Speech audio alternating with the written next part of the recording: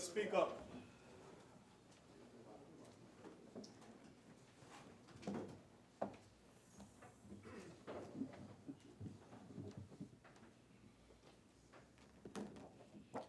Almighty God, we give thanks to you, the creator of the universe, and humbly beseech you to direct and prosper the deliberations of the members of this house here assembled for the advancement of your glory and the trust and welfare of the people of Trinidad and Tobago. Grant that peace and happiness, truth and justice may be established among us for all generations. Amen, amen, namaste.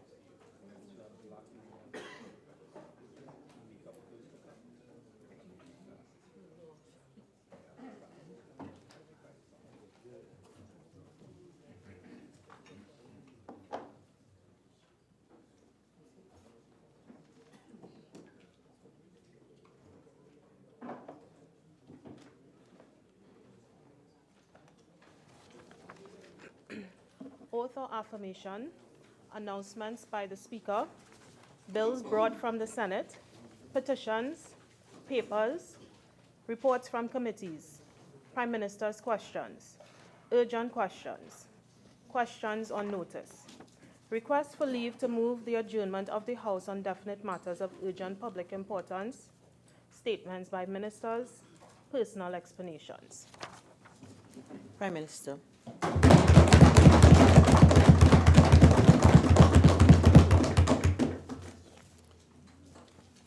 Thank you very much, Madam Speaker. Madam Speaker, pursuant to your leave, I provide this personal explanation in accordance with Standing Order 23. I am responding to spurious and wholly untrue allegations that were made against me in this House by the Member of Parliament for Oropouche East during a contribution he had made to the House on October 9th, 2018. The record needs to be set straight. Madam Speaker, you would recall that on December 15th, 2017, the member for Oropouche East made an allegation that he immediately withdrew from when challenged by the Honorable Attorney General to take ownership of. The allegation that the member made was to the effect that, I quote, a very senior government minister, unquote, was involved in the matter involving AV drilling and Petrotrin.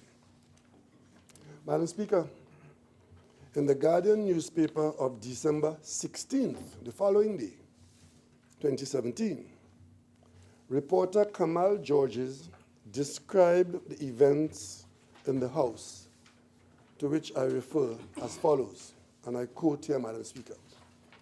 Oropouche East MP Dr. Rudal Munilal made a scandalous allegation against Prime Minister Dr. Keith Rowley and the owner of A&V Oil and Gas, Hanif Bash, in Parliament last evening. However, moments after making the statement, Munilal was forced to withdraw it. I continue to quote, Madam Speaker. Earlier in his contribution, he told the House of Representatives that he recently visited Florida to, and I quote, conduct research, unquote, and I continue to quote, and would later reveal his findings. Munilal read from an email after he said Attorney General Faris Al-Rawi, quote unquote, invited him to read the contents of the documents in his possession, unquote. Mr. George's reporting. At the time, the member for Oropouche East was asked to take ownership of his allegation that I was involved in some nefarious bank transaction involving the transfer of a sum of money to me in a bank account in Miami, and that the evidence of this was contained in an email that he, the member, had in his possession, which he purported to initially refer to, but immediately withdrew from without producing a copy of the email to you or the House, Madam Speaker. Of course, Madam Speaker, even though the member ran from what he initially said on that day and withdrew, the damage and harm that he intended to cause in a most malicious manner was already done. This particular member for Oropouche East uses the fact that our proceedings are carried and broadcast live via radio, television, and on the World Wide Web to a global audience to malign and attempt to damage me and other members of the government with complete fabrications of untruths, putting his malicious untruths out there, and then withdrawing from same, with the damage to reputations already being done. Madam Speaker,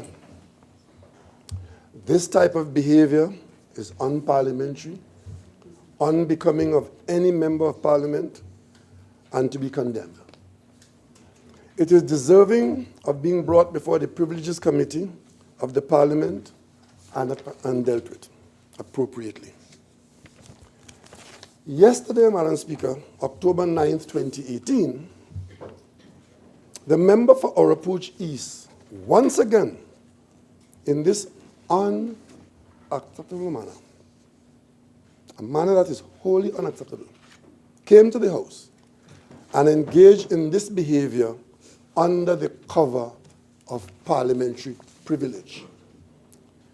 His colleague, one Devant Maraj, just before the member spoke, during the tea break, began circulating the following message via social media. And this, Madam Speaker, is clear evidence of collusion and malice. I quote the Devant Maraj circulation. Quote, listen to Dr. Rudal Munilal, MP, next in the budget debate. Dr. Munilal promises fireworks in his contribution for the opposition UNC, unquote.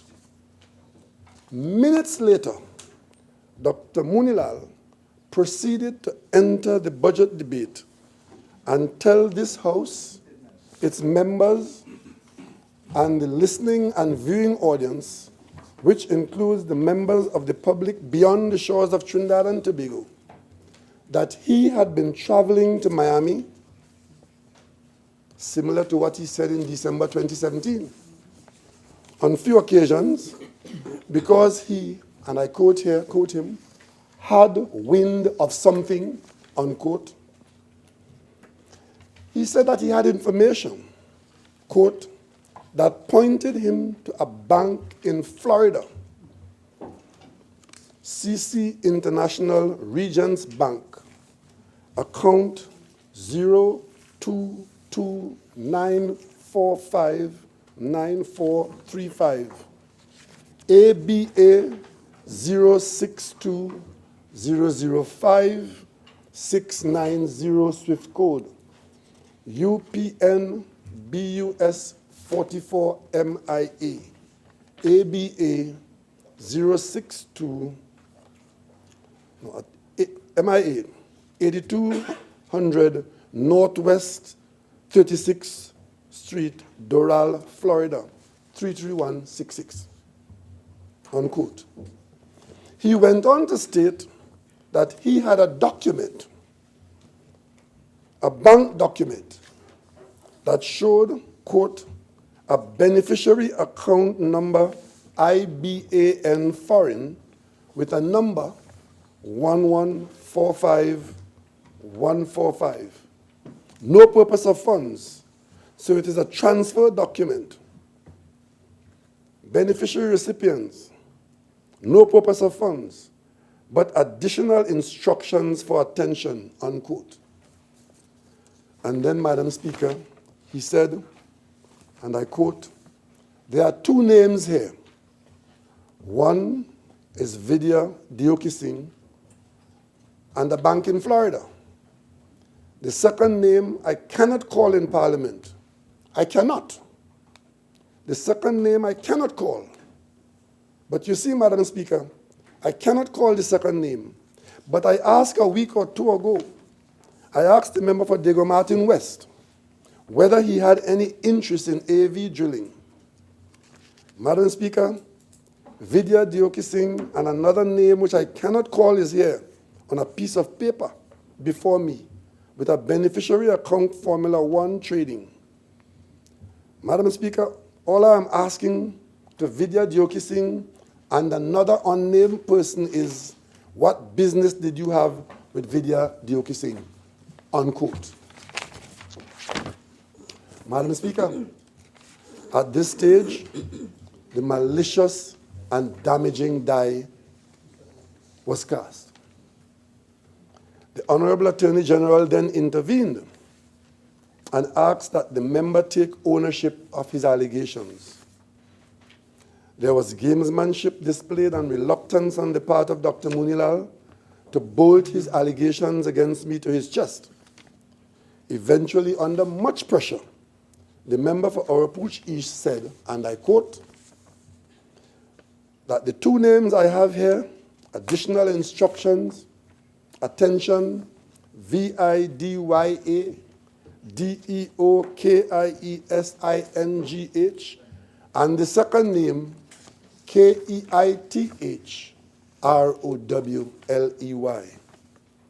I have read it, Madam Speaker, unquote. The member verbally identified me at this stage, Madam Speaker. He, however, intentionally failed to provide a copy of any single document to you, the House, or even the Standing public Order himself. 23-2. Please. Prime Minister, the 10 minutes have now expired. Madam Speaker, I seek your leave under Standing Order 122.1 to move for the suspension of Standing Order 23.2. My leave is granted.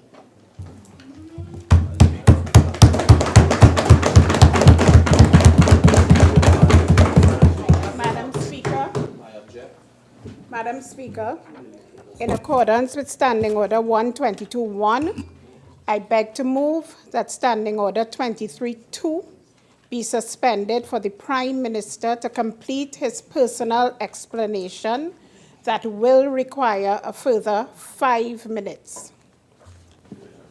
Speaker, I would like that to put a vote, please. Honorable Whip, I'm certain that you are quite familiar with the procedure under the standing orders, but thank you for the guidance. Honorable members, the question is that Standing Order 122.1 be suspended for the Prime Minister and Standing Order 22.3 be suspended for the Prime Minister to complete his personal explanation. All in favor, say aye. Aye. Any against? No. The ayes have it. Mrs. Robinson-Regis, Aye. Dr. Rowley, Most certainly. Mr. Al-Rawi, Most certainly. Mr. Imbert, Yes. Mr. Young, Yes. Honorable Mr. members, while the division is taking place, I would really require silence. Mr. Dial Singh, For the truth, yes. Mr. Hines, Aye. Mr. Mitchell, Aye. Ms. Kajo, Aye. Mr. Garcia, Aye. Mrs. Critchlow Coburn, Aye. Mr. Ford, Aye. Mr. Dillon, Aye.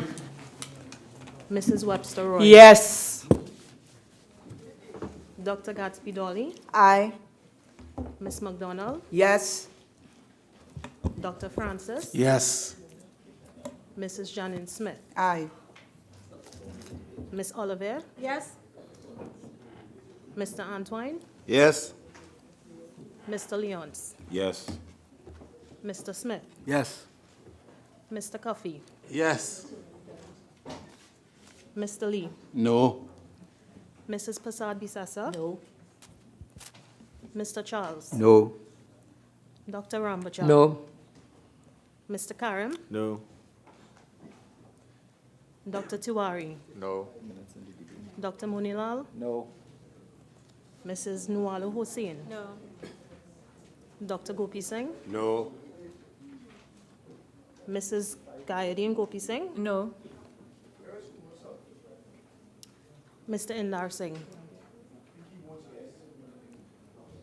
Mr. Ramada, Dr. Khan, Mr. Padara, No. Dr. Bodo, No. Mr. Puri, No. Ms. Ramdial, No. Mr. Singh, No.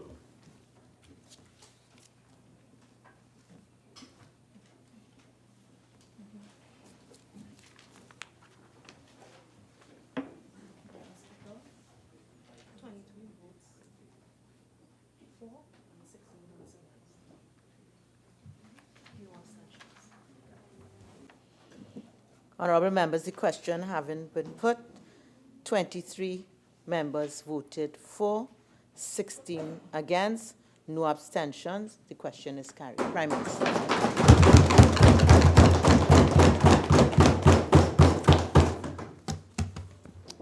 Madam Speaker, I want to thank the members for permitting me to put on the record in defense of my reputation. As I've said, as I state here, Madam Speaker, and have already done elsewhere, no, I think Madam Speaker, just to pick up here. Oh, Madam Speaker, the member verbally identified me at this stage of his presentation.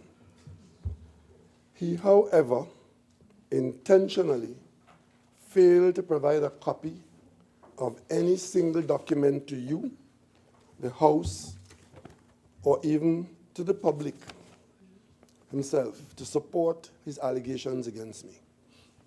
However, minutes after he spoke in this House, pieces of the defamatory documents were broadcast worldwide by individuals and agents, including other members of this House. Madam Speaker, what the member did was carefully, intentionally, and maliciously calculated to defame me, damage me, my reputation. He imputed impropriety to me and provided only bogus documents. This is unacceptable and cannot be left unchallenged. I state here, Madam Speaker, as I have already done, that there is absolutely no truth whatsoever to what the member for Oropouche East has stated and or imputed. I have no bank account in Miami, USA. I was not party to any banking transaction with Mr. Dioki Singh, Formula One trading, or any person or persons with respect to any bank in Florida in the United States, or any bank in the world for that matter, Madam Speaker. Let the member for Oropouche East provide the document, this bank document that he got wind of, that he made trips to Miami to get, and has in his possession to you, the House, and to the media outside of the Parliament of Trinidad and Tobago. I have observed, Madam Speaker, that as he has taken ownership of his performance within these walls, he has since confirmed his libel outside. The treatment of this development is for another place on another day. Madam Speaker, I have today instructed my attorneys at law to write to the bank that the address he quoted seems to be at Regents Bank, 8200 Northwest 36th Street, Doral, Florida, 33166, to obtain from them confirmation that I have never done any banking with them whatsoever, because this is the truth. The member has a modus operandi that whenever he comes to Parliament and hides behind parliamentary privilege to malign me or any other member, he does not provide any document to you or the House, but almost instantaneously, the allegation and any document that he purportedly has in his possession appears on Facebook and on other social media. It is then circulated on social media by primed persons associated with the UNC opposition and on Facebook pages controlled by the UNC opposition. Additionally, selected soundbite video recordings of his contribution where he abuses parliamentary privilege is also circulated on social media. Madam Speaker, I submit that this is calculated to damage, and to damage me in particular, irreparably. I remind you, Madam Speaker, and the population by extension, that the same member, when he was leader of government business in the House between 2010 and 2015, told us that he approved that distasteful rant by the then member for Tobago East, Vanilla Allen Toppin, when she came to this House and in the most vicious, vile, hateful, and repulsive manner cast all manner of aspersions not only on me, but also on my deceased father. This is now becoming a habit of this member of Oropouche East.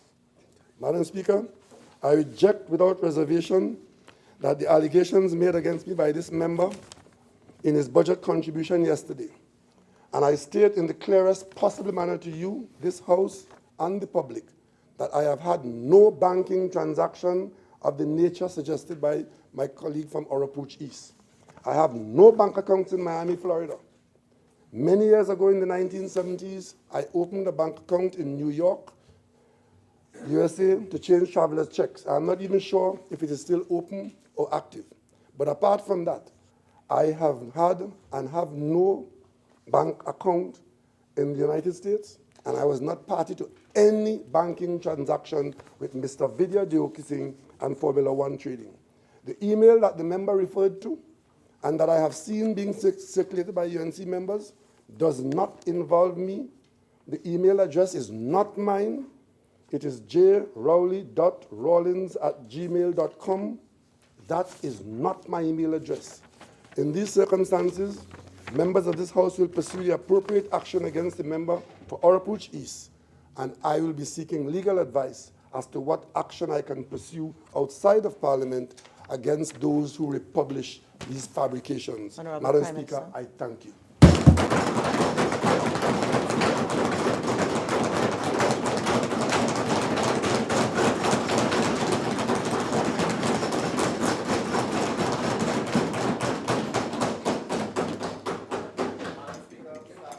'23 on the learnings of May's parliamentary privilege. Honourable 22nd. Honourable member. Honourable member. Member for Laventil West, please contain yourself. Honourable member, Standing Order 23 does not allow any right of reply. It is very different to statement by ministers.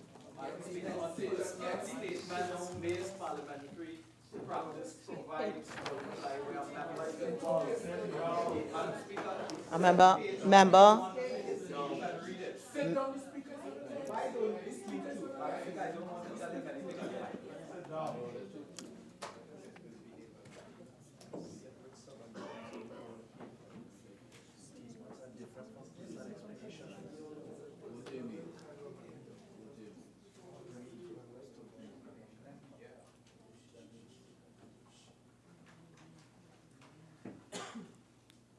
Honorable Member for Urupuch East, I have ruled that Standing Order 23, as contained in our standing orders, does not allow what you're seeking to do.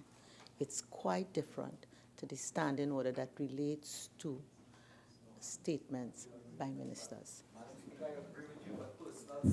Member, I don't recognize you. Please resume your seat. Introduction of bills. Motions relating to the business or sittings of the House and moved by a minister.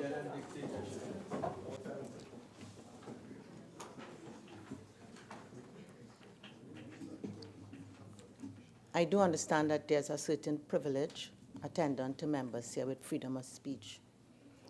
But where your expressions certainly reflect on the ruling of the chair, that is beyond the limits of the privilege, and I'm not going to tolerate it. Clerk, please proceed. Introduction of bills. Motions relating to the business or sittings of the House and moved by a minister. Leader of the House. Thank you very kindly.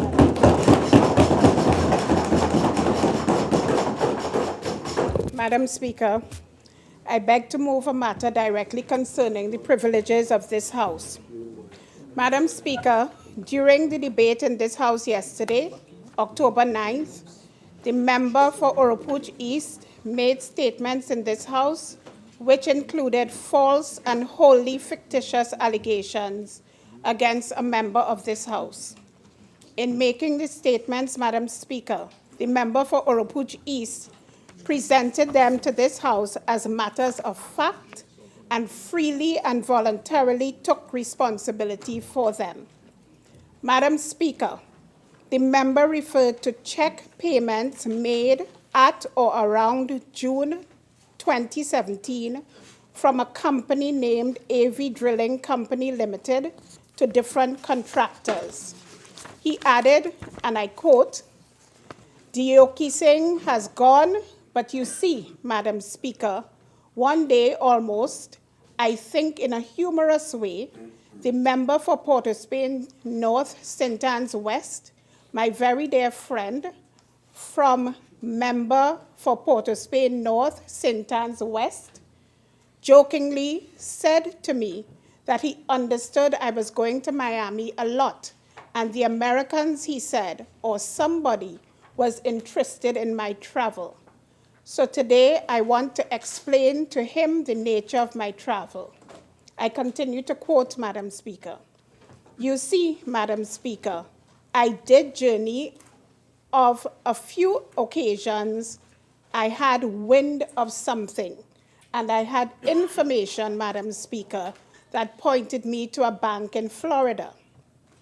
Madam Speaker, this bank has documents at the bank to a beneficiary account number IBAN foreign with a number 1145145, no purpose of funds. So it is transfer document beneficiary recipients, no purpose of funds, but additional instructions for attention. There are two names here. One is Vidya Deoki Singh. Now, what would this Petrotrin employee be doing with a banking business in Florida? What? The second name I cannot call in the parliament. I cannot. The second name I cannot call. But you see, Madam Speaker, I cannot call the second name, but I asked a week or two ago.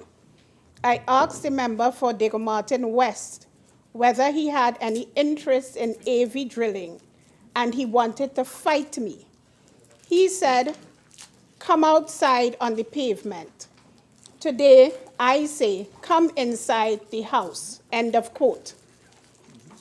After he was challenged based on a valid point of order, the member continued making allegations based on documents in his possession, the source and date of which he refused to reveal.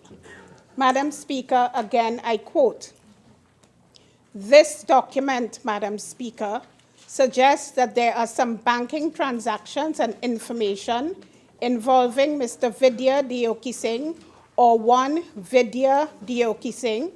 There is no Mr. or Mrs. there, but Vidya Deoki Singh and another name of the member of the House. Would you wish me to call that name, Madam Speaker? I really do have a couple of points to make, so I will just indicate, according to your ruling, that the two names I have here, additional instructions, attention, VIDYA,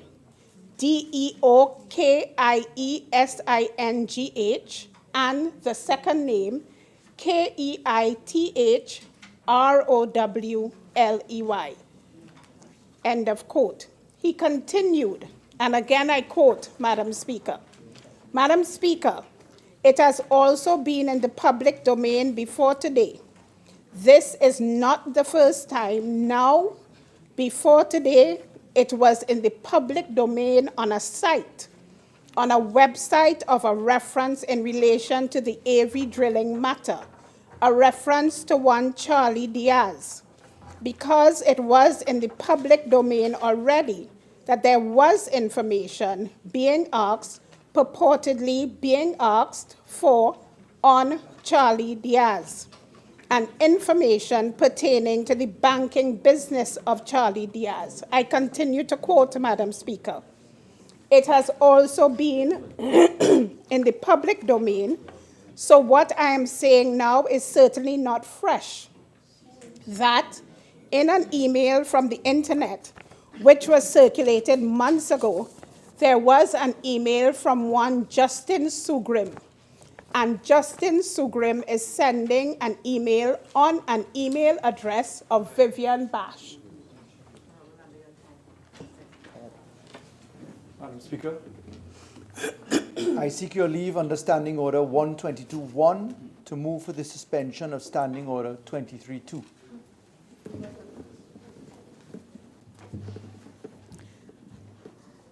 You've got my leave to seek for a suspension of Standing Order 32.5, if that's what you're seeking.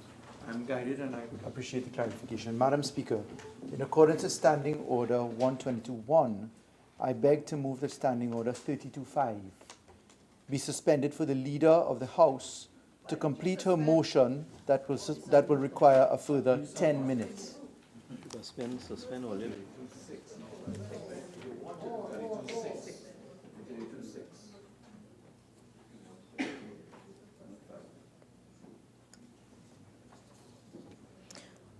Honorable members, the question is that Standing Order 32.6 be suspended for the Honorable Leader of the House to complete the motion she seeks.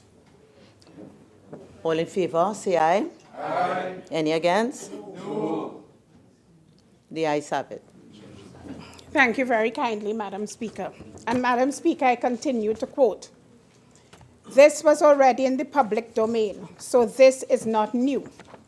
Good morning, Honorable Prime Minister. The following is the banking particulars for Mr. Charlie Diaz as requested.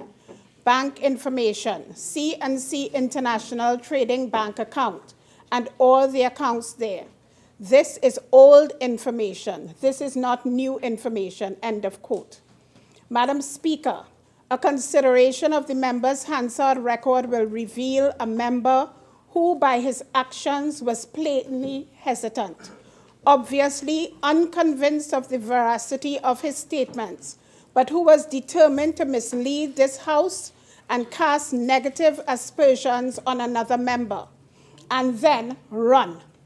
Madam Speaker, that amounts to high contempt of this House.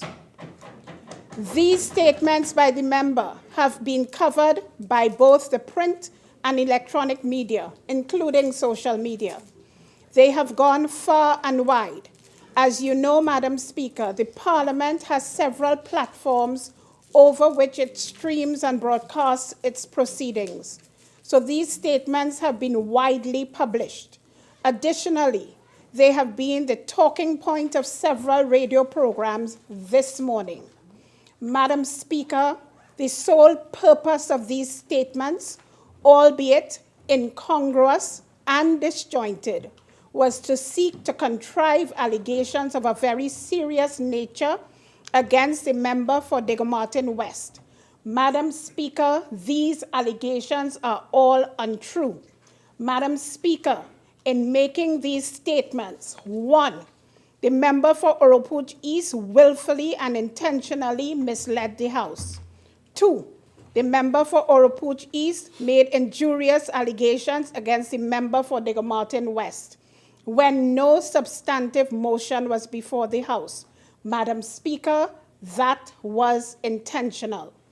3, the member for Oropouche East relied upon undated and patently fictitious documents, which any member should have known were deceptive and false. 4, the member for Oropouche East undermined the dignity of the House by abusing the privilege of freedom of speech in a most offensive manner. Madam Speaker, in moving this motion of privilege today in this House, I ask you to consider that the member sought to convince you and this honorable House that he had credible information. After all, in his own words, he journeyed several times to Miami to conduct an investigation because he had wind of something that led him to a bank. This bank had, in his words, documents at the bank, inferring that he obtained documents from this bank. The member chose not to share such documents with this House, but caused 2 slips of paper to be circulated on UNC Facebook sites and to be otherwise circulated by opposition activists.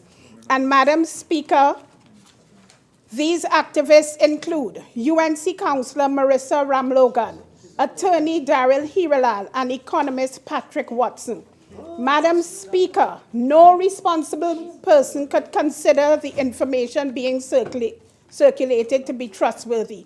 And Madam Speaker, today I am providing the clerk with copies of these documents. Madam Speaker, when you look at the information, you would observe they are nothing but flimsy pieces of paper. The so-called bank document is unsigned, unstamped, undated, unauthentic, and on its very face appears to be bogus.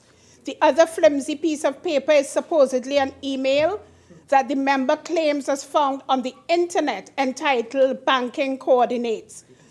Madam Speaker, the privilege of freedom of speech is regarded as the most important of privileges. And Madam Speaker,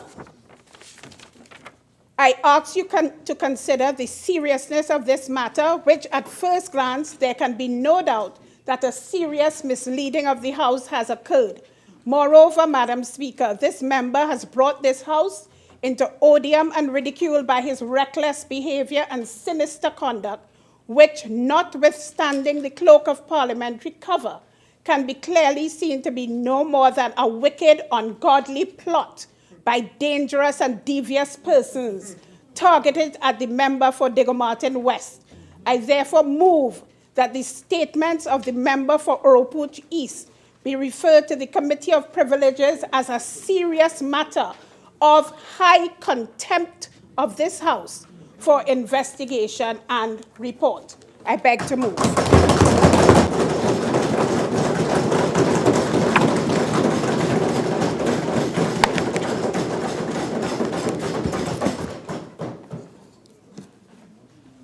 Honorable members, I shall reserve my decision on whether a prima facie case has been made out, and I shall deliver my decision on a later date.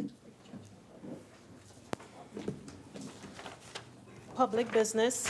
Government Business Bills, second reading.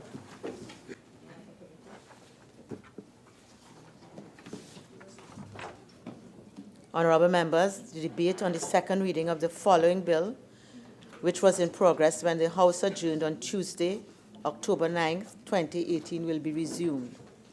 A bill entitled An Act to Provide for the Service of Trinidad and Tobago for the financial year ending on the 30th day of September 2019. When we adjourned, the Honorable Minister of Finance was winding up. You have 43 minutes of original time left. Thank you, Madam Speaker. Thank you, Madam Speaker. As I indicated last night, before we adjourned, I have seen a level of desperation setting in among honorable members opposite. I've seen depression setting in to the extent that it is clear that they recognize the inevitability of their defeat in the 2020 election. How else would one explain, Madam Speaker, the Member of Parliament for Orpochis, who as usual is absent, posting on his Facebook page the following words. This is the first time in the history of Trinidad and Tobago that primary ministers of government, including the Prime Minister, have declined to participate in a budget debate. This comes amid major allegations leveled by the opposition, and this is the part that leads me to believe that there's some form of depression setting in. In particular, documentary evidence by Munilal of gross financial wrongdoing by the Prime Minister. The member for Orpoch East has actually posted this on his Facebook page. Well, it is in the public domain, so it is not, does not attract parliamentary privilege. Madam Speaker, before I go into the comments made by the Honourable Leader of the Opposition and other members opposite who made contributions, let me just deal with some statements made by the member for Orpoch East. Now, in his contribution, Madam Speaker, based on the information available to me, I am satisfied that the member for Orpoch East was absolutely reckless. In an attempt to bust a mark, the member made certain statements about a matter related to the failed Beetham wastewater project. And he indicated that that project could be completed at no cost to the government for $80 million US, which is about 540 million TT dollars. He said 4 contractors want to do it. And he also alleged that this P&M administration had engaged Ernst & Young without tender and paid Ernst & Young $90 million. And he was so intent on putting that figure into the public domain that he kept saying it over and over. And I have his Hansard contribution here of yesterday, and I would read. They paid $90 million to Ernst & Young without tendering for that work. Without tendering for that. 90 million paid to Ernst & Young. And so he, so intent on hammering in it's 90. He said 90, in case you thought it was 19. Paid over a period of time to write a 21-page report. Some work interview. 90 million. They paid a senior counsel, Deborah Peake, 25 million to work with NGC to find corruption. Check that up quick. 90 and 25. 115 gone. Then he goes on to say that the contractor and NGC are in arbitration in which NGC could lose and have to pay another 200 million. So the member for Carnice chimed in. That is 300 million. And then he goes on. 4 contractors want to do it. 900 million spent already. The government position is do not do it because that had corruption, which $115 million cannot find. Then he goes on and on repeating these untruths, Madam Speaker. Madam Speaker, these are malicious untruths because, and I stand by what I'm about to say, there is malice because Ernst & Young was engaged by Inda Maraj, president of the National Gas Company, on the 8th of December 2014, 9 months before the general election, a UNC-appointed board under the Kamla Prasad Besesa government, and I do not believe that the member for Oropochis was not aware of that. And that is why I say his statements were malicious. And the NGC board, the UNC board of the NGC, in December 2014, was concerned with the financial performance, the timeliness, the risk management with respect to that wastewater project. They too had concerns, and as a consequence, sought independent review on the performance of the project from Ernst & Young. Ernst & Young provided written and verbal feedback at most monthly board meetings between December 2014 and September 2015 to the UNC-appointed board under the UNC government. The reports identified significant areas of weakness. The findings provided recommendations on remedial action and proactive actions to be taken. Madam Speaker, during that period of engagement by the UNC-appointed board under the UNC government, Ernst & Young was paid $8 million by the UNC to investigate the wastewater project. When we came into office, we met Ernst & Young working for the UNC board of NGC because the UNC had serious concerns about the project themselves. Not all of this old talk we're hearing from the member for Oropochis here. Some, not all. You're absolutely right, Honorable Prime Minister. Yes, some of them had no concern. And the NGC continued to engage Ernst & Young to assess the project because the project was going into litigation and arbitration. So Ernst & Young was engaged by the NGC, continued to be engaged. This is where this statement he made that Ernst & Young was engaged by the PNM without tender is a monstrous untruth, Madam Speaker. Ernst & Young was engaged by the UNC. I don't know if it was with tender or without tender.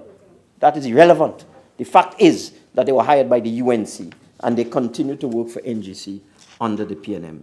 And they made a number of presentations, they collected evidence, they examined claims, and they prepared a brief to assist the NGC in its litigation against SIS and the ongoing arbitration, Madam Speaker. The total fees from December 2014 to September 2015, that's 9 months, was $8 million, and the total fees from October 2015 to July 2018, 3 years, was $12 million, Madam Speaker. So the UNC paid Ernst & Young almost $1 million a month before the general election to investigate the Bebetham wastewater project, and then Ernst & Young continued to work for the PNM, but at a vastly reduced rate, being paid $12 million over a 3-year period, where the UNC paid them $8 million over a 9-year period. 9 months. Sorry, 9 months. 9 months, $8 million for 9 months is what UNC paid them. UNC hired them. And the PNM continued with them and paid them $12 million over a 3-year period. Vastly reduced fees. So this allegation from the member for Oropoch is a monstrous, deceitful untruth. He must know that the UNC hired Ernst & Young. This allegation about no tendering is a terrible untruth, Madam Speaker. Let's come now to Senior Counsel Deborah Peake. That was equally horrible. Equally horrible. What does he say about, and you had the member for Caroni is adding up 90 and 25 is 115, like a echo down next to the member for Oropouche East. Let's see what he had to say about Senior Counsel Peake. He said, top of page 14 of the Hansard, that $25 million paid to Senior Counsel Deborah Peake to work with NGC to find corruption. That too is a monstrous, deceitful untruth, Madam Speaker.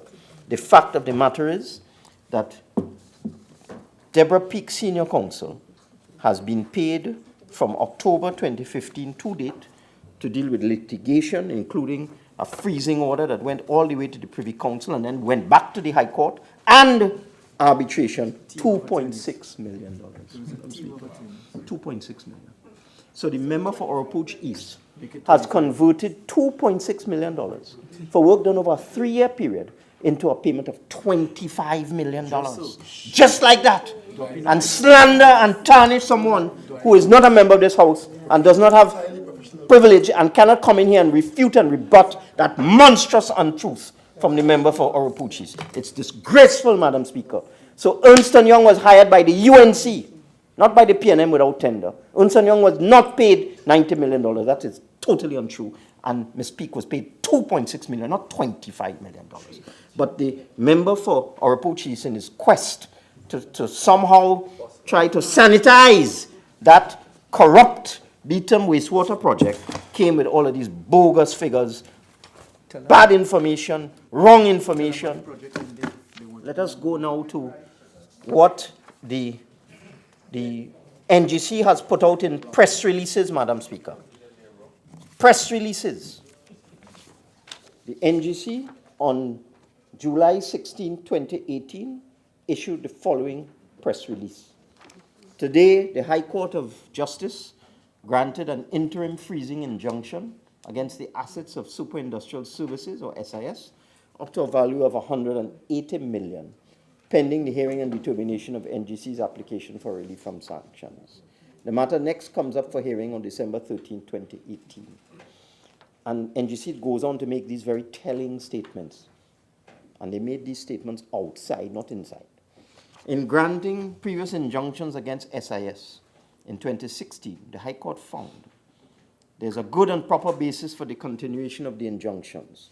There's a real risk that SIS would dissipate, secrete its assets so as to hinder, defraud NGC should NGC receive an award against SIS in arbitration proceedings. But most importantly, because the member for Oropouche tried to sanitize this whole thing.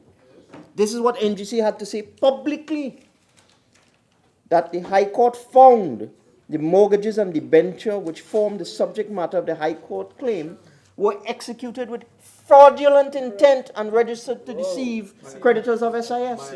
A finding of the High Court. Let me repeat, Madam Speaker.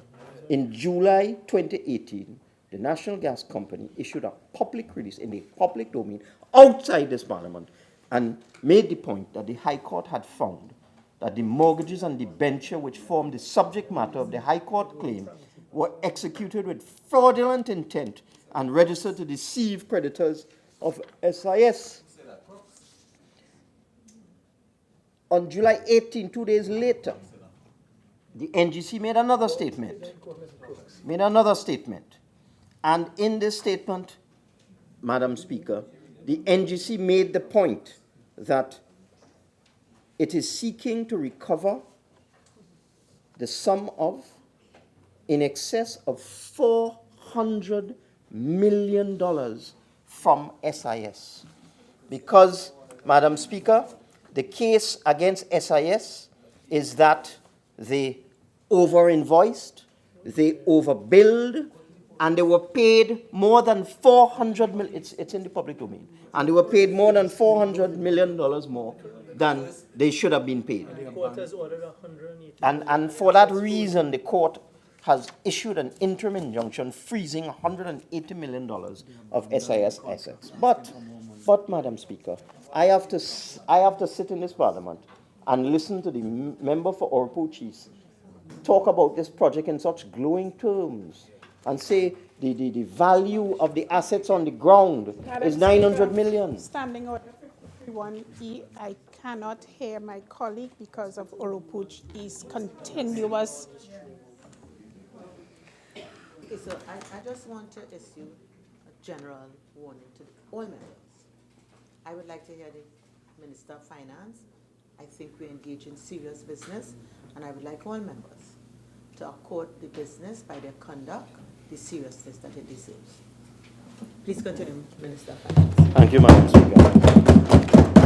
Despite the fact that it's in the public domain, based on audits, based on investigations by Ernst & Young and others, that there's a case to be made that SIS has overbilled the country $400 million. The member for Orpo said, oh, you have assets on the ground worth 900 million. Madam Speaker, that wasn't all, you know. That wasn't all. He then went after the Prime Minister, the Honorable Prime Minister.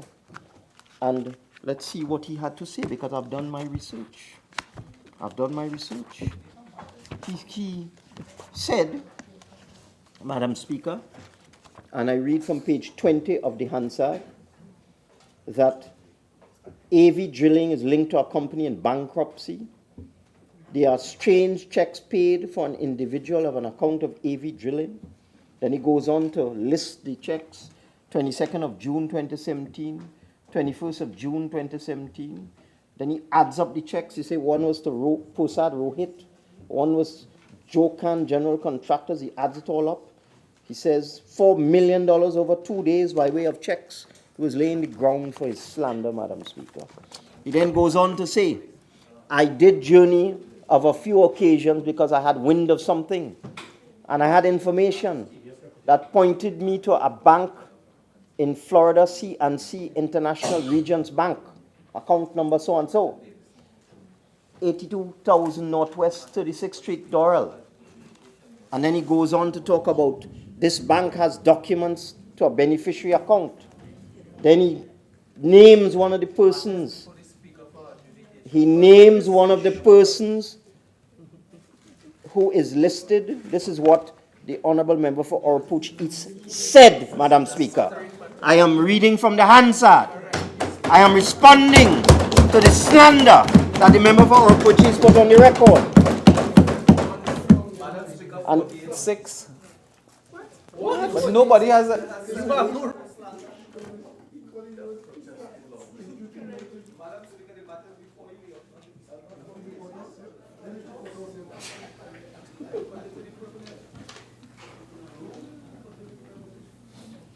Okay, a member for Port of Spain, Diego Martin Northeast. In terms of a particular word, I'd like you to say it a different way. All right? Please. That's okay. That's fine, Madam Speaker. Madam Speaker, he continued to read from these bogus documents he had in his hand. And he was referring to documents that are widely available on the internet, posted there by UNC activists, including a UNC alderman. And what he was doing, Madam Speaker, when I did my own research, he referred to some bogus email to an email address that has no relationship whatsoever to the Honourable Member for Diego Martin West. When one looks at the document that is posted in the public domain on UNC pages, one sees it is written to an email address, jrowley.rawlinson@gmail.com. There is nobody in this parliament that has such an email address, including and most especially the Honourable Member for Diego Martin West. And in that email, which speaks to nothing, there is this email to this email address. We don't even know if that is a real email address, but what we do know, it is not the email address of the Honourable Prime Minister.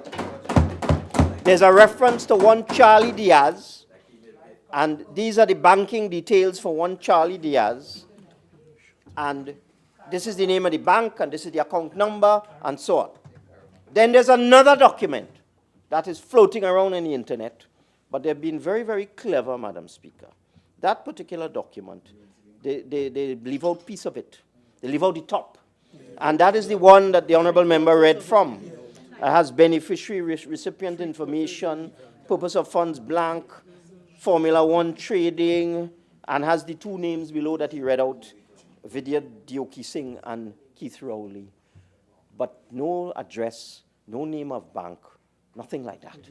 He mixed the two together, Madam Speaker. So he takes the email that is sent to an email address that we don't even know if it's a real one, but certainly it is not the email address of the Honorable Prime Minister. He mixes up the information in that bogus email, and he mixes it up with this half piece of paper that where you don't have the name of the bank and the address of the bank, and he commingles them with the clear intent, Madam Speaker, to give any observer the impression that the Honorable... Madam Speaker, Standing Order 53-1E.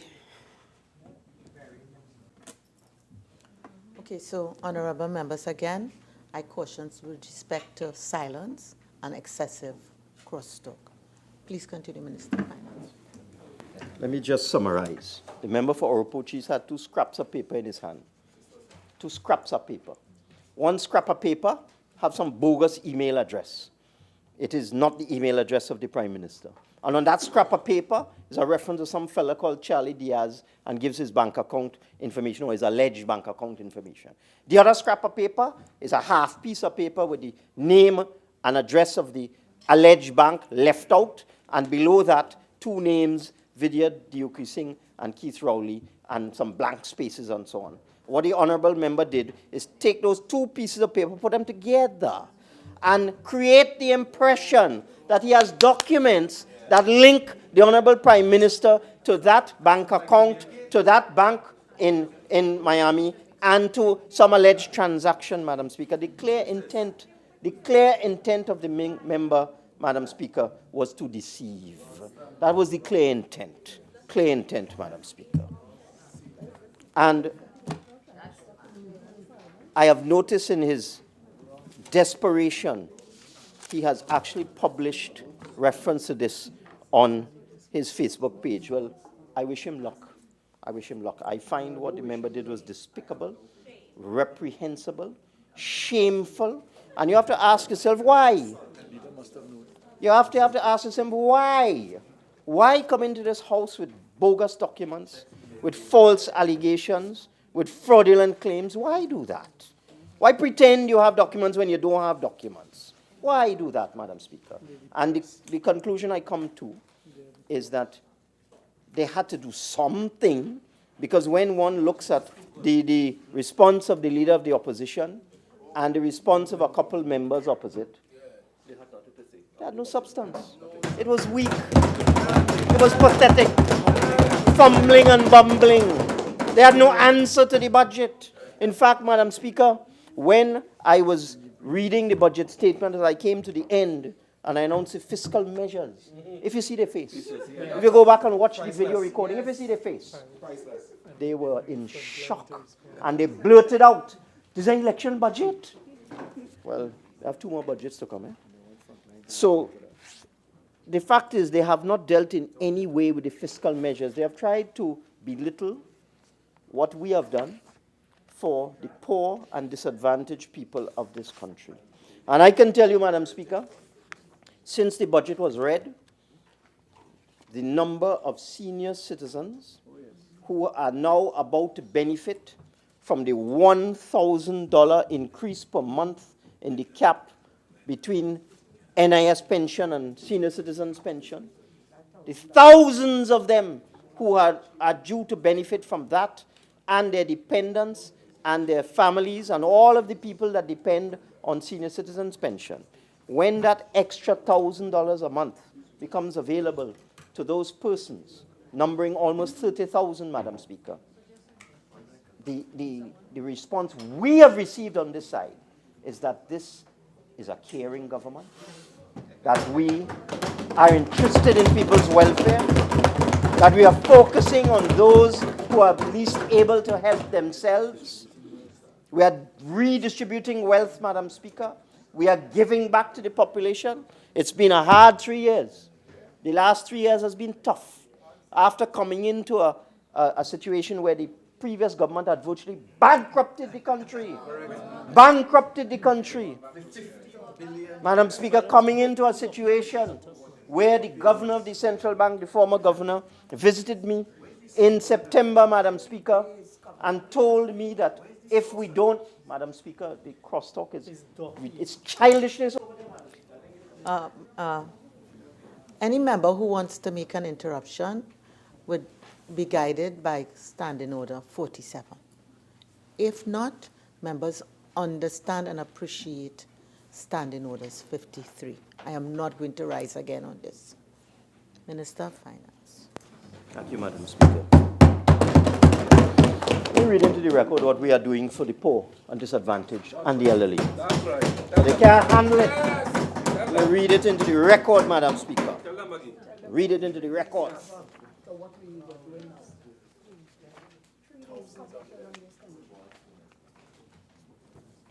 We are increasing the value of the food card from $410 per month to $510 per month for households with 1 to 3 persons. From $550 per month to $650 per month for households with 4 to 5 persons. From $700 a month to $800 per month for households with 6 and more persons. And in their weakness, Madam Speaker, they've attempted to belittle these increases, but how much increase did all you do in all your 5 years? This is only our 3rd year, and we are already increasing these benefits to the poor and disadvantaged. And I can assure you, they are very grateful. With respect to public assistance, disability grant, Madam Speaker, currently, special needs children, there are 1,024 of them. That's the information I have.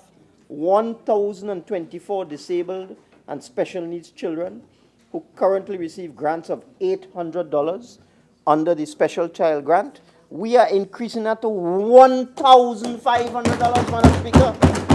Almost a 100% increase. And they and their parents are eternally grateful, Madam Speaker. And for adults who are unable to work and who have been certified as being disabled and eligible to receive a disability grant, we are increasing the grant from $1,800 to $2,000 a month. And they, the 23,245 recipients of disability grant, are very grateful to this PNM administration, Madam Speaker. With respect to public assistance, we're increasing the grant for one person from $1,150 to $1,300. For 2 persons, $1,400 to $1,550. For 3 persons, from $1,600 to $1,750.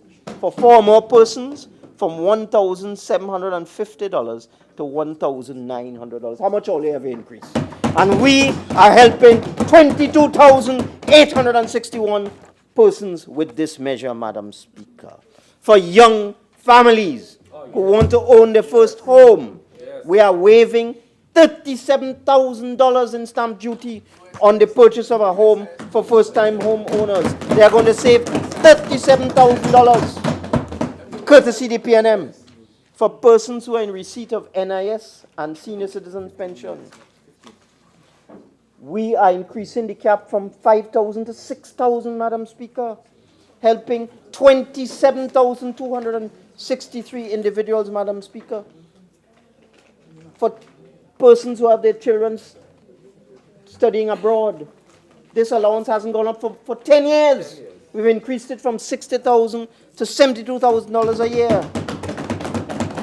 I can assure you, Madam Speaker, these measures are going to benefit over 150,000 people. In fact, the number is 156,322 is the number I have. Those 156,322 people who will benefit from these measures, they are grateful. they think it's a good budget, and they know on that side it's a good budget, and that is why you have to come and try and bust Mark. But when you're busting Mark, come with truths, don't come with lies.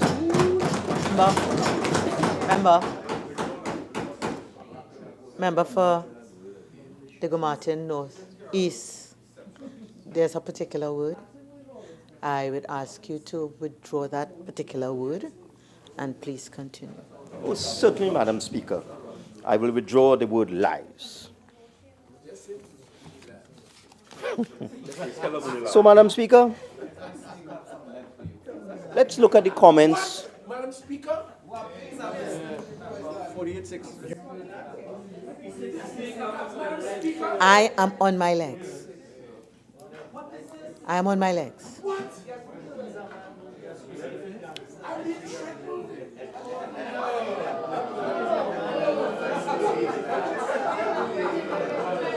Order. Order. Order.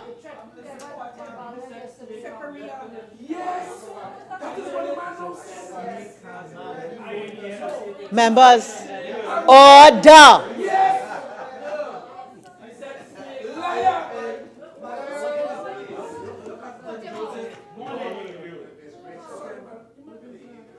Member for Oropuch East and member for Laventille West. I will invite you both to leave the chamber. You all can return in 10 minutes.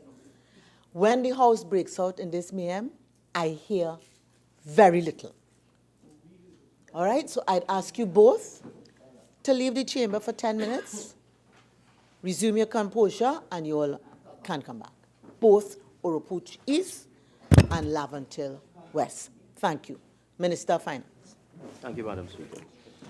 Madam Speaker, when I look at the... On 48-6, Madam Chair. I do appreciate, subject to you allowing me to elucidate, but the Hansard is very, very close to the exchange. And whilst I appreciate that there may have been some disturbance, I'm concerned under 48-6 that the member for Oropuch East's reference, and he said specifically for your consideration, snake have led. I heard it.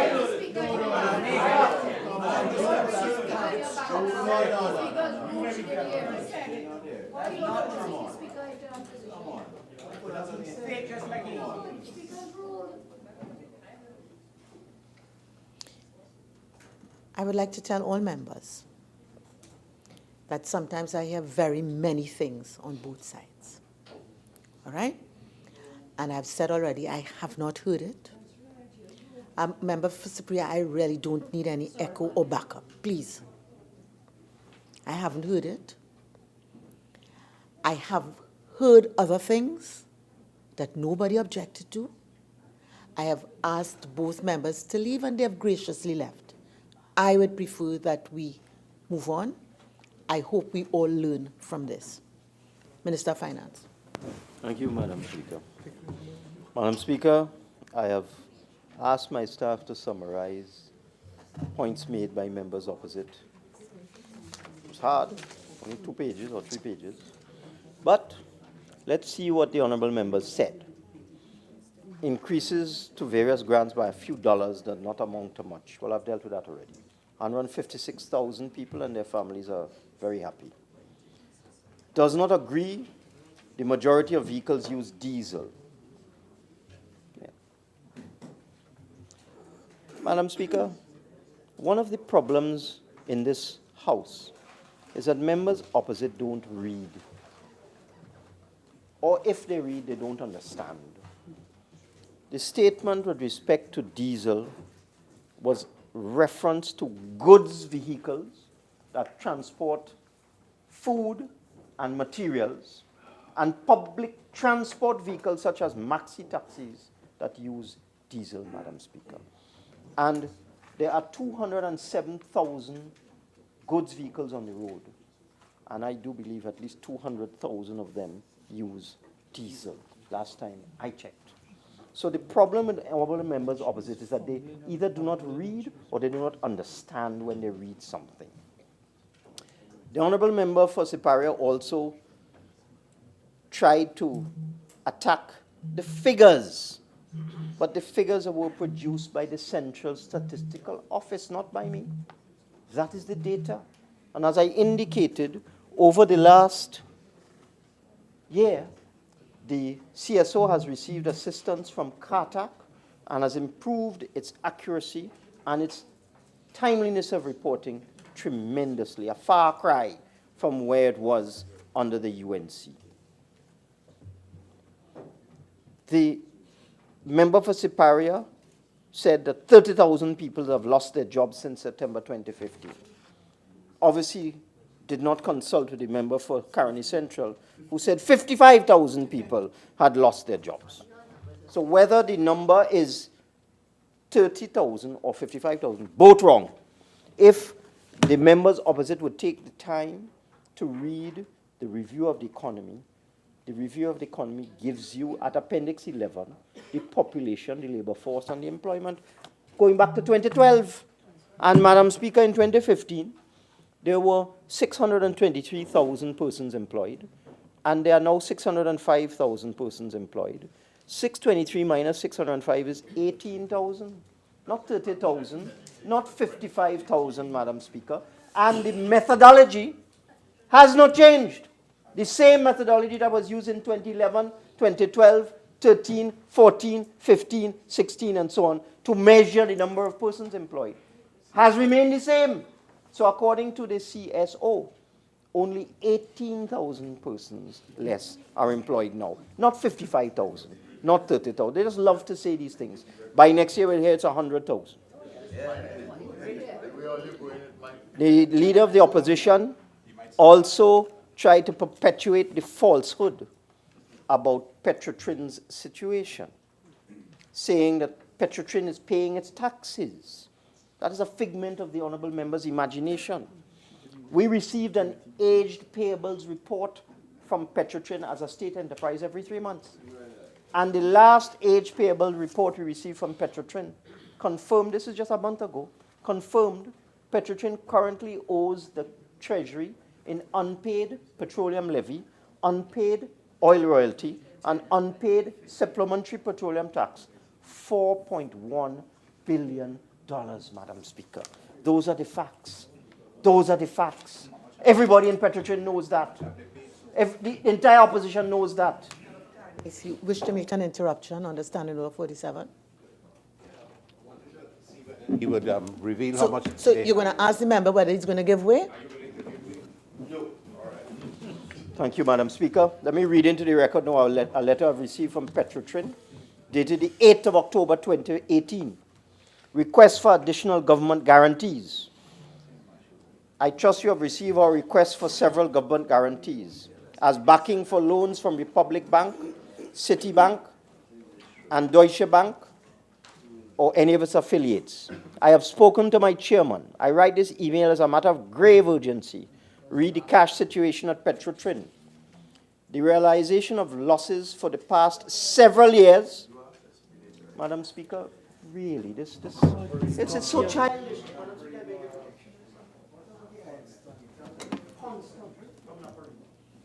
Member for Naparima, I will therefore guide you to Standing Order 47. If I have to rise on that again, I think we all seasoned here enough to be familiar with what are the rules of engagement. So if you wish to rise on Standing Order 47, I will recognize you. If not, please be guided by Standing Order 53. Minister of Finance. I've spoken to my chairman. I write this email as a matter of grave urgency. Read the cash situation of Petrotrin. The realization of losses for the past several years has culminated in a monthly cash position that is unsustainable and entirely supported by loan financing.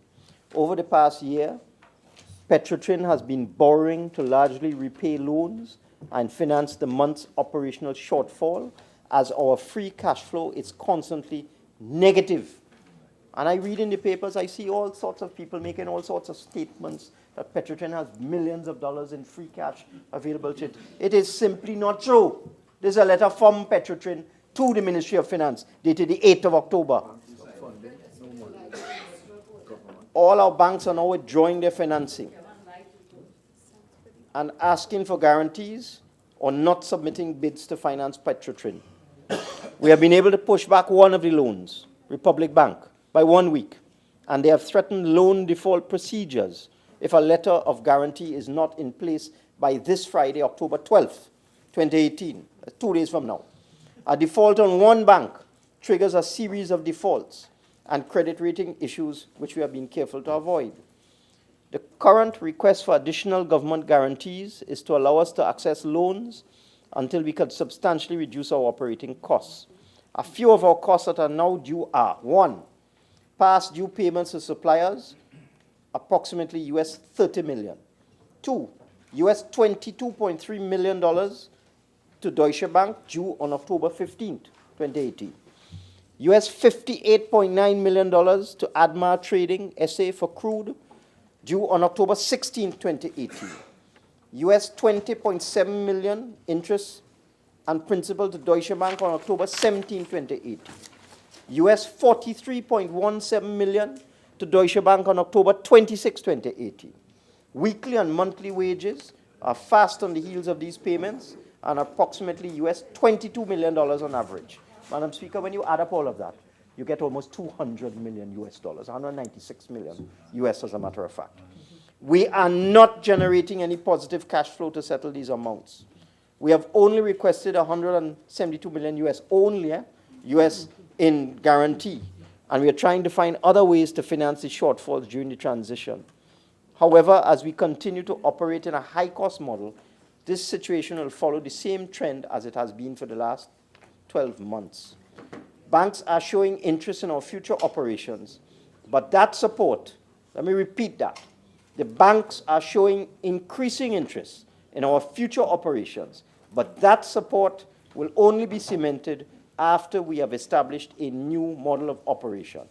Petrotrin is asking for your support in granting it guarantees, as lack of loan financing will lead to us not paying banks, suppliers, and employees in this month, Madam Speaker. Those are the facts. That's the Petrotrin reality, not the stuff that's outside there, that this is a profitable company that have endless money, that could pay everybody, and the government just making it up. This is the reality, Madam Speaker, and I will be seeking the approval of Cabinet to provide these guarantees, because I know that if I don't provide these guarantees to Petrotrin by Friday, in the amount of 1.3 billion Trinidad and Tobago dollars, the company will collapse. I know that. Government guarantees in the amount of 1.3 billion Trinidad and Tobago dollars, and I'll make my case to the Cabinet, and the Cabinet will decide what to do about that. Madam Speaker, I also was very disappointed in the member for Chaguanas East yesterday. I saw an online newspaper report in the Express which alleged that the member for Chaguanas East had accused me of firing him when I was the Minister of Tertiary Education. I saw an online Express report last night to that effect by a reporter called Leah Sorayas, I believe. I could not believe what I was seeing. I was not in the chamber when the member was speaking. I came back and I asked, what is going on? And for myself, I asked for the Hansard, and then I looked at the videotape, Madam Speaker. And what I saw distressed me. These were the words of the member for Chaguanas East. These were the words of the member for Chaguanas East. The Minister of Finance used to be my boss. He said that. Then he said, they fire me, PNM fire me. Madam Speaker, Madam Speaker. Madam Speaker, as the Honorable AG has told me, playing smart with foolishness. When you say those words, the member for Diego Martin Northeast, the Minister of Finance, was my boss when he was Minister of Tertiary Education, and PNM fire me. What do you expect the fair-minded observer to conclude? That is why the Express reporter wrote that article saying PNM fire me. And Okay, Minister of Finance, your original speaking time is now spent. You're entitled to 10 more minutes to complete, if you wish. no, that was heinous. Heinous, Madam Speaker. Madam Speaker. 2007.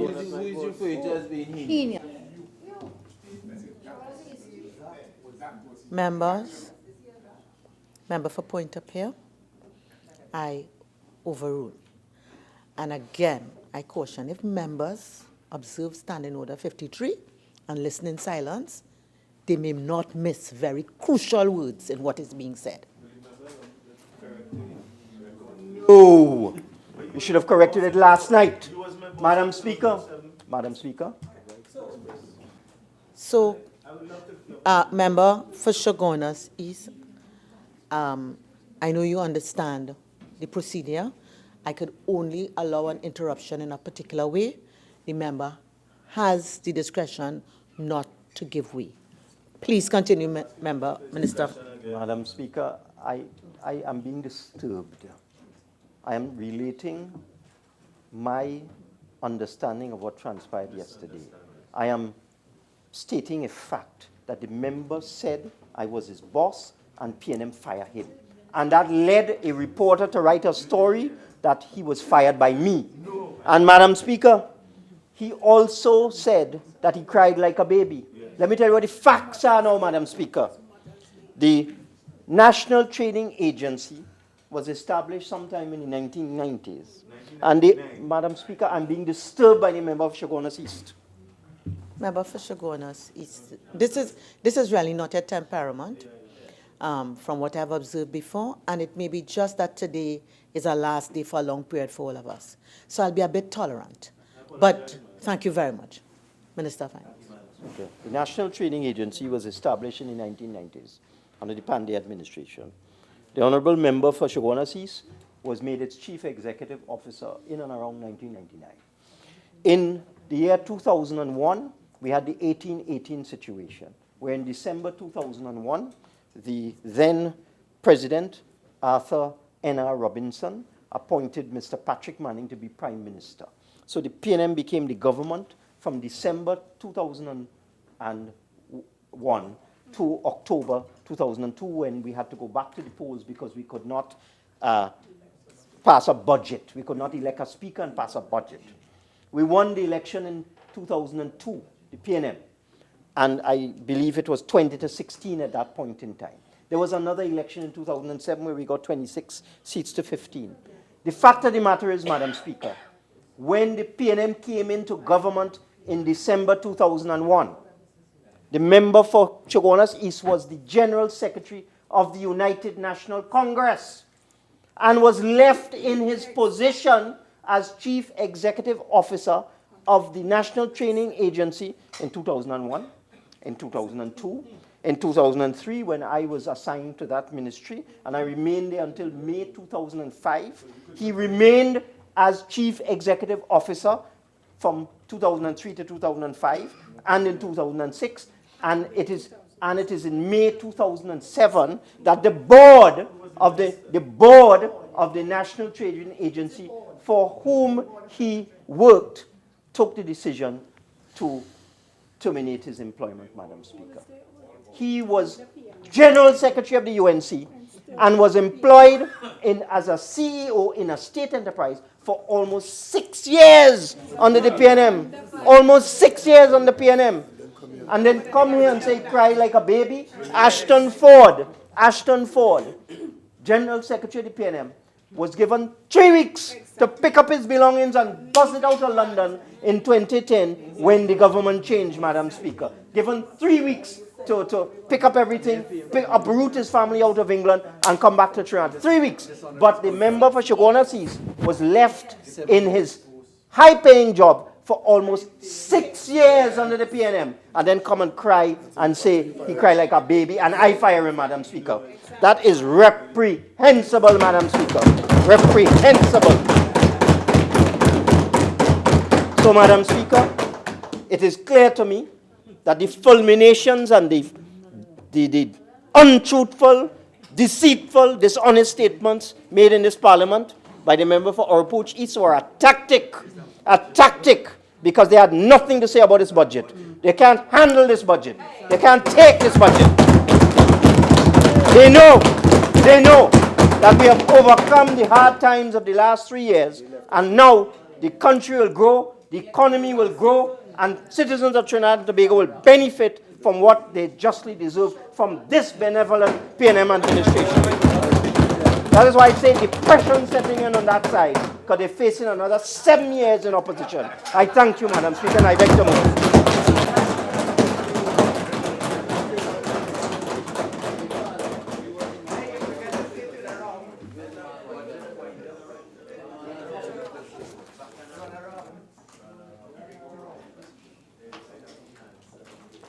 Honorable members, the question is that a bill entitled An Act to Provide for the Service of Trinidad and Tobago for the financial year ending on the 30th day of September 2019 be now read a second time. All in favor say aye.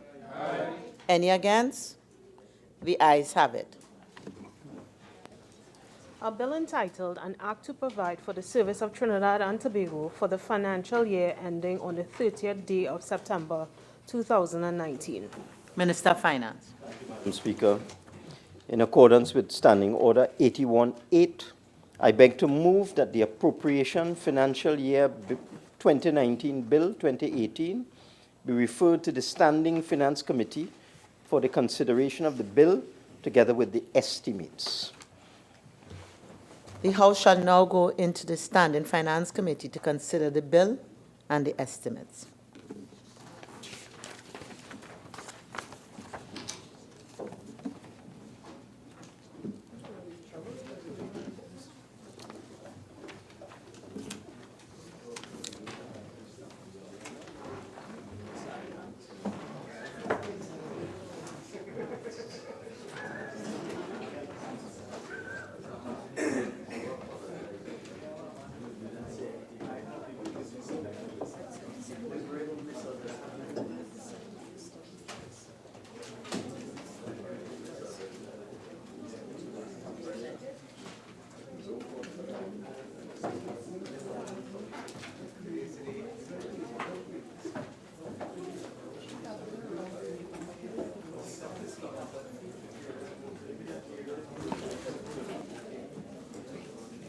You good, sir?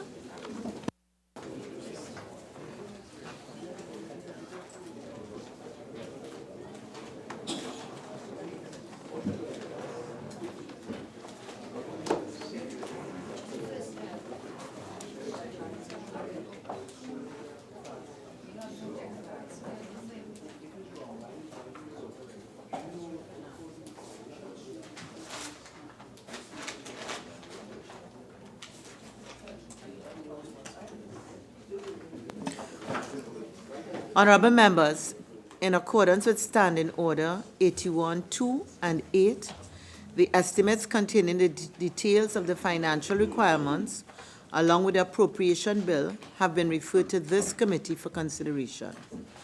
The documents before the committee therefore include the draft estimates, details of estimate of recurrent expenditure, which identifies 1. The head of expenditure, 2.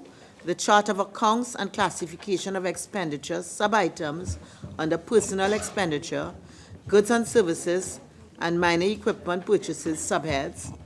3. The summary of the total allocation to each head of expenditure. 4.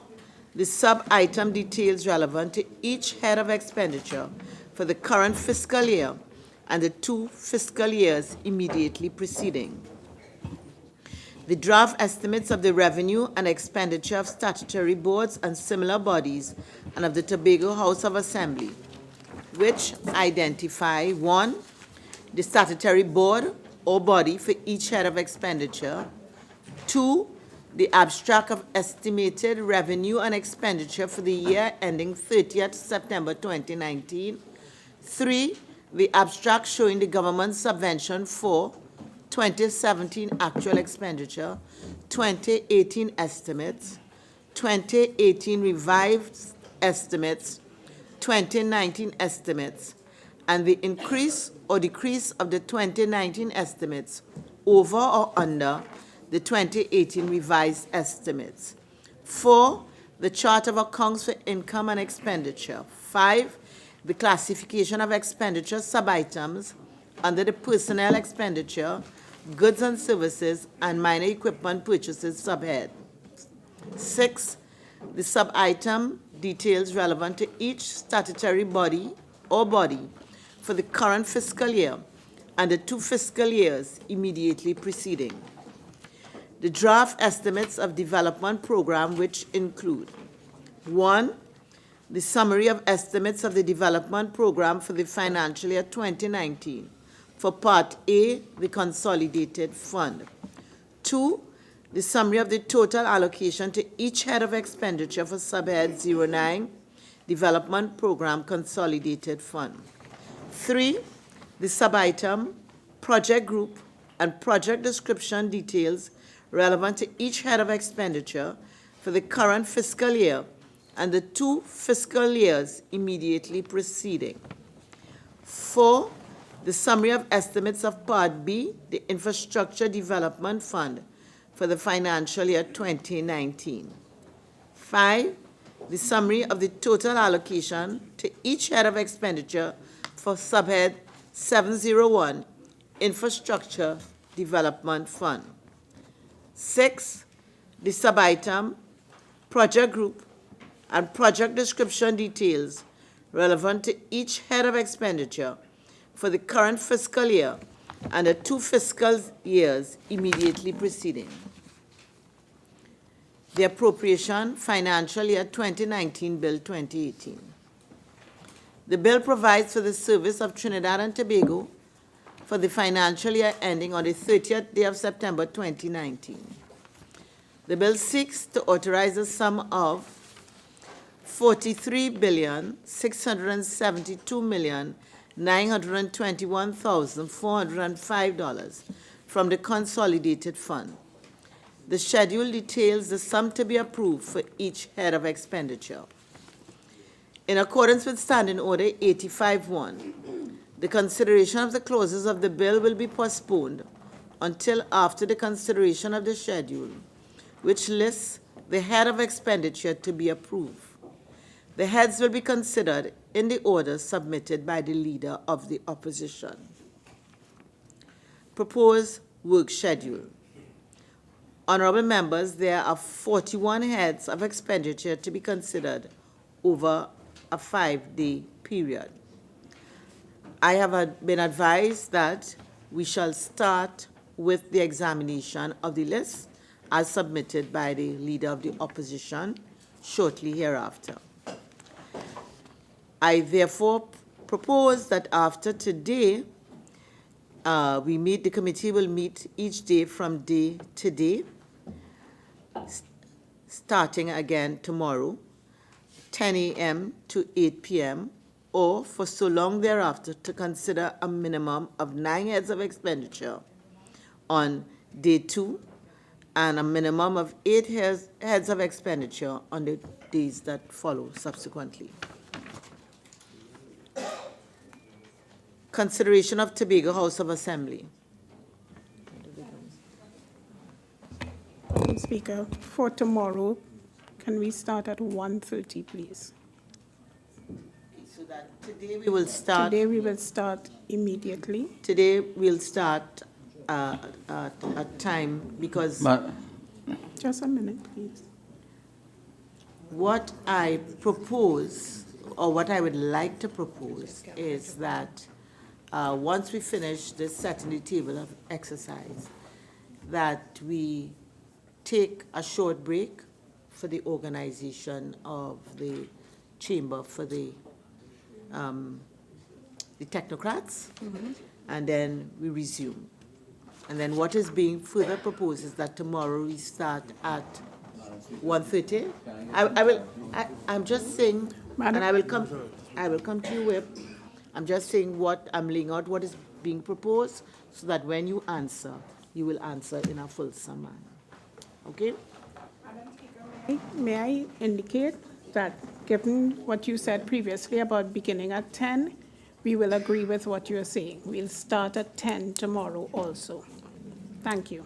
All right, so that so you understand what is being proposed? No, can I interject? Yes, so here? that's it. Madam Speaker, we just heard the wind-up of the budget by the Minister of Finance. We were under the impression that this committee would have started on Friday. We had laid out a schedule from the Leader of Opposition to your office of a schedule of heads that we would have liked to interview the order for over the 5 days. All right, we have in the past never started after a budget debate, wind up. We always start at 10 o'clock the following day. So we were assuming a lot of my members did not come here today to prepared to get into any standing finance committee. So a lot of our books, we didn't walk with our books. All right, so that we were under the impression that given if this was winding up today, we would have started at 10 o'clock tomorrow morning. So can I speak, Chair? I am being interrupted by the Attorney General. Just let's hear what the whip has to say. If other members catch my eye, we will have a discussion to see how the committee goes forward. Yes. I am finished as yet, Madam Yes, Chair. continue. So a lot of my members did not walk with their books to start interviewing or questioning the different heads based on what we had submitted to your office. So we would have felt that this would have started tomorrow, to be fair to all members, even on their side. So please, Madam Chair, can you, I would like to object and adjourn this House to see if we can start tomorrow at 10 o'clock.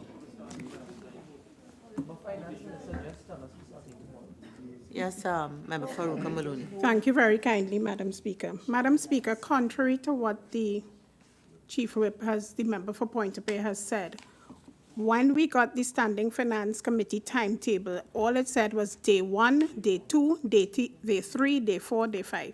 It was not dated. So, Madam Speaker, under normal circumstances, whenever the debate ends, we move into Standing Finance Committee. And Madam Speaker, in the circumstances where those on the other side chose to field no more speakers, we are quite ready today to start Standing Finance Committee. They had notice that we were ending today, and we are ready to start Standing Finance Committee once you set the table. Okay, so I think there's agreement that we start today.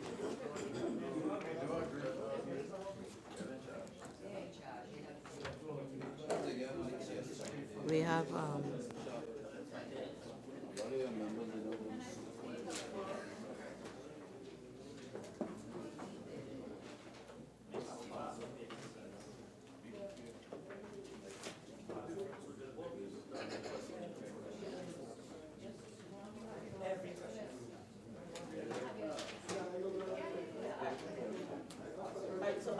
members, as regards consideration of Tobago House of Assembly, based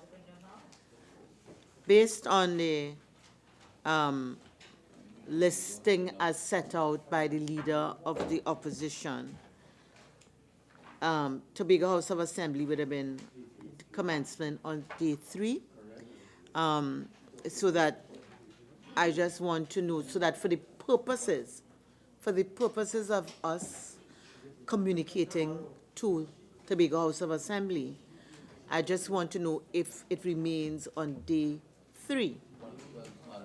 I don't know what is day 3 now, because what are we doing today? What are we trying to complete today? Well, I can't say what we're trying to complete today. What I can say is today will be day 1. Today will be day 1. And day 1 ends when? No, Well, I'm talking to the... I would want some concurrence by the committee on when we will end. I think that will determine where we've reached, and then the days take from there.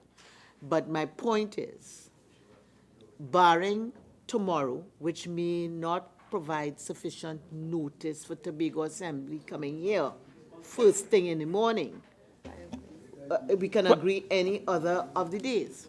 Today is day 1, if we start today. And that's day 3. Okay? So that the order remains. The order remains whether, I would think, therefore the sense it makes is, whether we reach there or not on day 3, we begin with Tobago House of Assembly. All right, I think that's the sense. Yes. We have 5 days set aside. Yeah. I just want to be clear. We're starting at 3:14 today. What, and the agenda you indicated when you start at 10 is to end at 8. For my own personal organization, I want to know what time we're ending today. And I have indicated, member for Chaguanas West, that I would expect that both sides have a certain commitment to this process, that I would leave them to agree and guide me with respect to what time.